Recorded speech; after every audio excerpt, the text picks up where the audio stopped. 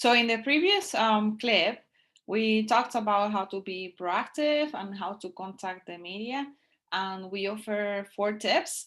And those tips were to see if your story is like newsworthy, and then just to see if there's like a good fit between the place that you're trying to publish or get the media attention, or even the journalists, to make sure that they would like to cover your story. And then number 3, that you like email them. And we will talk about that and how you do that in just like more details, and some strategies that you can employ. And the other tip was just to give information, but again, we're going to concentrate in that like third tip about contacting the uh, people from the media just in different ways. So what can you do? Well, you can't, well, especially if you were like, we said that communicate over email, if it's like your first time, you don't have like a relationship yet, people are like busy, you need to have a hook for them. But there's 4 ways that you can do it. You can make a page, right?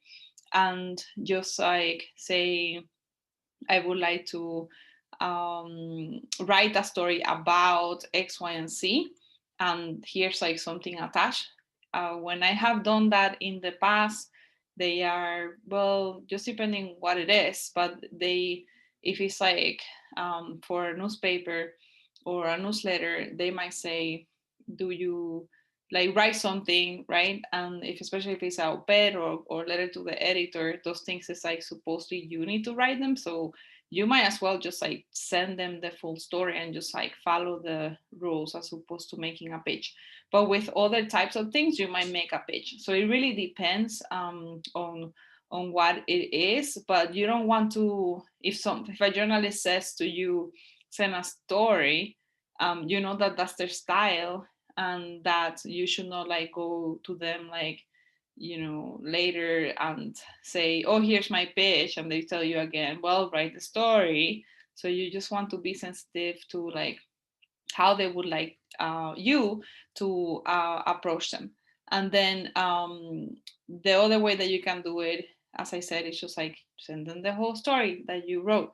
You can also send them a press release or a media advisory. These two are more normal when you are actually trying to get someone from TV.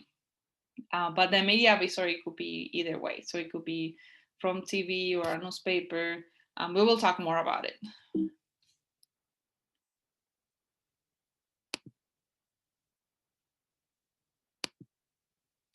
So how first you find out where these like journalists are and the places that you should publish? Well, there's or contact for TV.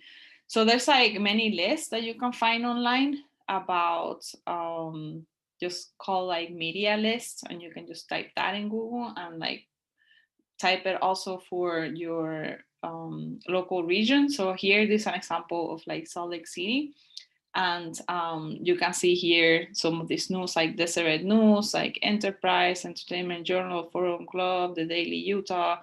So there's all kinds of different places, and if you click in these like different links, then they will tell you like who to contact. And also it depends again what you're trying to do. As I said before, there might be different journalists, different people that cover different topics, and they do different things. So you have to actually do your research and try to find out who's the best person that you can contact here. And that you have here like the language. You can also search for like Spanish media, and there's like other types of media. So you need to like again just search, and then eventually you will create your own list of the people that you contact and that you have like good relationships with. I will really do not recommend you to be like paying for this. There's people who put together these media lists and then you like pay for them. But why would you do that? Like you just have to target a few places and then just see what happens, and they most likely will pick up, one of them will pick up your story. So it's not necessarily that you have like a whole media list that is like hundreds of people and you will contact each one of them. Really, you just need like a few that you will approach. Like somebody will pick up your story. So it's not a big deal for you to not be able to pay for the media list. So here's an example of like from class when we work with a public lands division. So this is something that some of the students are like um, actually working on writing different blogs, newsletters, newspapers. And so this is an op-ed from Minerva Jimenez, and she is like writing about reimagining or public or parks and public lands. And you should read this story. I will like post it. And the point is that the way that she went about it, as I told her, is like contact the editor, and in this case, like for the Salt Lake Tribune, it's like George Pyle, and just give him the story right away, because I already knew that this is how he likes to have the story, and then just follow the guidelines, no more than like it says 600 words, but you know you can play around a little bit more words, 650, that's fine. Provide a high resolution image of you. They usually use their own image. So this image wasn't like provided by her, but it's like from the newspaper, and they need content, right? So most likely they will publish your story if it's like well written, and there's not much like editing back and forward either.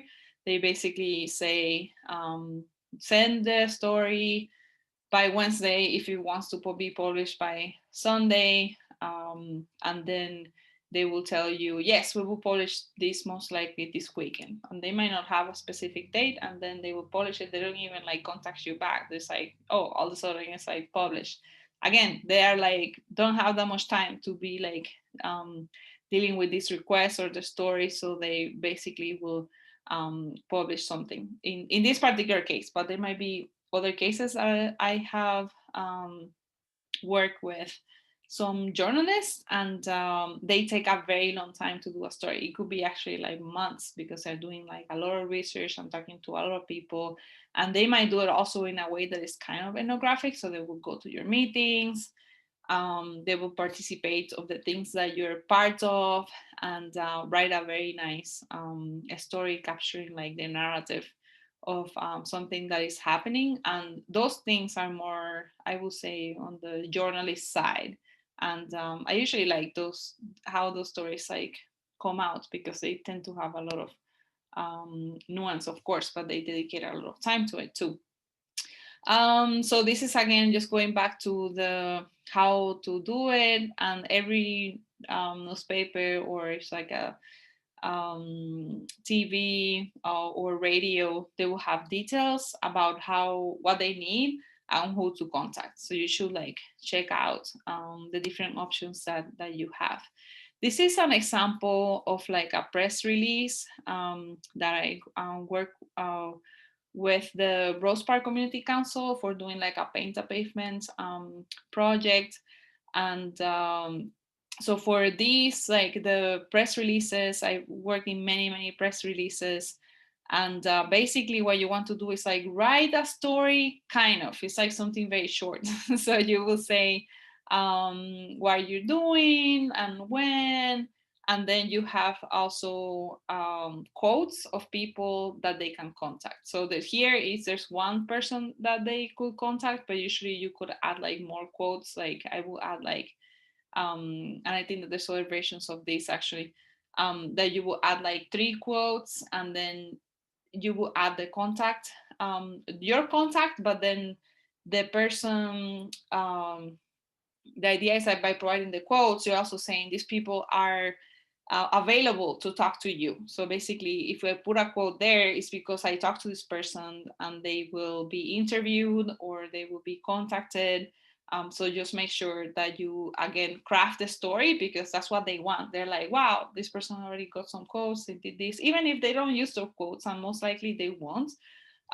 Because when you do like a press release, oftentimes it's like for something that is happening. So in this case, it says like from 9 a.m. to 2 p.m. we will be in 800 North and American Beauty Drive. So basically, what happened is that the reporters just like it was like Fox News and like QTV, and they or QER, I think.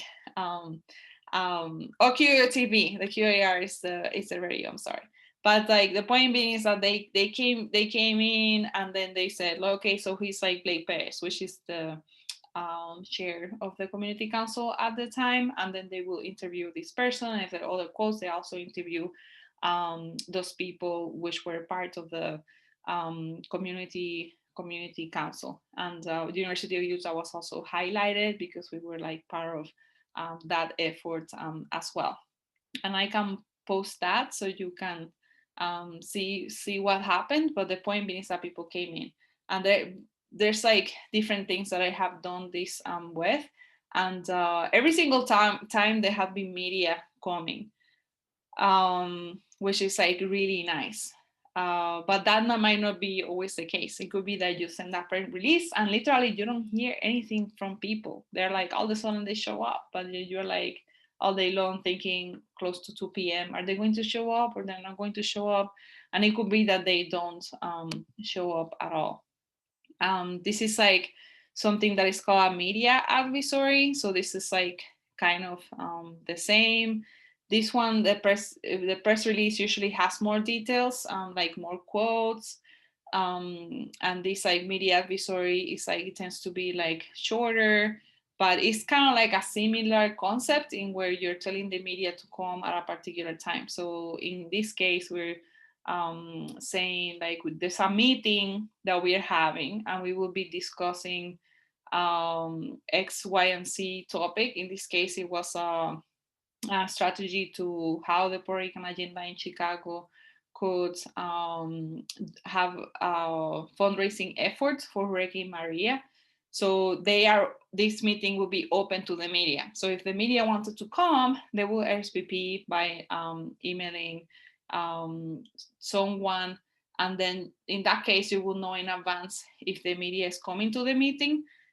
It's important to always announce like the media is coming. So there's I have been part of like advocacy groups that they will say sometimes they might invite the media to come in and the media comments like regularly. So I have been in some of the meetings that I had, like for the planners for Puerto Rico, there has been media people that come once in a while. So I will want to tell people like the media is here, right? It would be very bad if you don't know that they're coming and then there's a person there that doesn't have their name or anything, and then they're just like making notes about a meeting, and then you're saying things that all of a sudden they will be like quoted. So that's unethical from their perspective. They usually like good journalists will say I'm here, right? So that's to say that you should be careful with what you said. But for many groups they will say um, this meeting is open to the media and this one is not. And then with like working with like advocacy planners in Puerto Rico, a lot of what happened is that the FEMA will be like involving some meetings, and when you have advocates and FEMA, that's kind of like they're like butting heads. So sometimes you don't want that. So in some meetings you don't want them to collaborate and be there, but if people are strategizing about how to write a letter saying that FEMA is not doing a good job, then they should be able to strategize and not have FEMA there. And that's like different than the media, but the point is the same, that there's some meetings that are open for some people and some always are not, and you can always announce that, and you can say this meeting is open to the media, or this meeting is not open to the media. But if it's a public meeting, like for example, as I said, like city council, planning commission, the historical commission, and so on, then those things are public and the reporters go there and they can coach you in whatever they want. Those are like public meetings. And there was a question also about like the pictures that you will provide in the blog. and whether or not you should include pictures. If it's a public meeting and it's like being recorded and then it's posted online, then anyone can use those pictures, including the media can use those pictures, because you already have done gave your consent of like being audio tape, and your name being taken and your address and so on, if you're giving a public comment. So basically in that moment you're being public, and anything that you said, even if you're a citizen, it could be quoted in the newspaper.